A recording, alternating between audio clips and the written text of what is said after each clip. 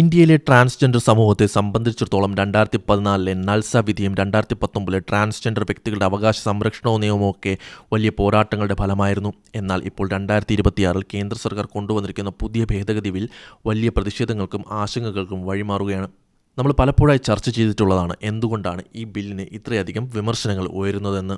എന്തുകൊണ്ടാണ് ജനാധിപത്യപരമായ ചർച്ചകൾ ഇതിൽ നിന്ന് ഒഴിവാക്കപ്പെട്ടതെന്ന് പലരും ഇപ്പോഴും ചോദിക്കുന്നുണ്ട്. ഏറ്റവും പ്രധാനപ്പെട്ട ചോദ്യം ഇതാണ്: എന്തിനായിരുന്നു ഈ തിടുക്കം?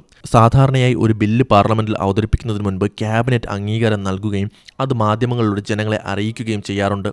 എന്നാൽ 2026 മാർച്ച് 13 ലോക്സഭയിൽ അപ്രതീക്ഷിതമായാണ് ഈ ഭേദഗതി ബിൽ അവതരിപ്പിച്ചത്. എംപിമാർക്ക് വായിച്ചു നോക്കാൻ പോലും സമയം നൽകാതെ അനുബന്ധ കാര്യസൂചികയിൽ ഉൾപ്പെടുത്തിയാണ് ഇത് കൊണ്ടുവന്നത്.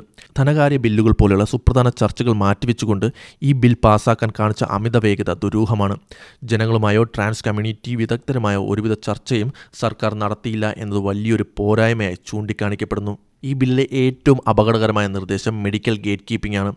താൻ ആരാണെന്ന് സ്വയം തീരുമാനിക്കുന്ന അവകാശം വ്യക്തിക്കുണ്ടെന്ന് 2014 സുപ്രീം കോടതി വിധി വ്യക്തമാക്കിയിരുന്നു. എന്നാൽ പുതിയ ബിൽ പ്രകാരം മെഡിക്കൽ ബോർഡ് പരിശോധിച്ചാൽ മാത്രമേ ട്രാൻസ്ജെൻഡർ ഐഡന്റിറ്റി അംഗീകരിക്കപ്പെടുകയുള്ളൂ. ഇത് വ്യക്തിയുടെ അന്തസ്സിനെ ചോദ്യം ചെയ്യുന്നതാണ്. മുൻപ് ലിംഗമാറ്റ ശസ്ത്രക്രിയയ്ക്ക് ശേഷം സർട്ടിഫിക്കറ്റ് പുതുക്കാൻ ഓപ്ഷൻ ഉണ്ടായിരുന്നെങ്കിൽ പുതിയ ഭേദഗതിയിൽ ഇത് സംബന്ധിച്ച വിവരങ്ങൾ ജില്ലാ മജിസ്ട്രേറ്റിനെ അറിയിക്കുന്നത് നിർബന്ധമാക്കുന്നു. ട്രാൻസ്ജെൻഡർ എന്ന പദത്തിന് 2019 നൽകിയിരുന്ന വിശാലമായ നിർവചനം മാറ്റി വളരെ ഇടുങ്ങിയതും ശാസ്ത്രീയമല്ലാത്തതുമായ രീതിയിലേക്ക് സർക്കാർ ചുരുക്കിയിരിക്കുന്നു. 2014 നിയമങ്ങൾ പ്രകാരം ഏതൊരു ബില്ലും അവതരിപ്പിക്കുന്നതിന് 30 ദിവസം മുൻപ് അത് പൊതുജനങ്ങൾക്ക് മുന്നിൽ വയ്ക്കണം. അവരുടെ അഭിപ്രായങ്ങൾ കേൾക്കണം. 2019 നിയമമുണ്ടാക്കുമ്പോൾ സർക്കാർ ഈ രീതി പിന്തുടർന്നിരുന്നു. അതിൻ്റെ ഫലമായി 52% ജനകീയ നിർദ്ദേശങ്ങൾ അന്ന് സ്വീകരിക്കപ്പെടുകയും ചെയ്തു. എന്നാൽ 2026 ഈ സുതാര്യത പൂർണ്ണമായും ഇല്ലാതായി.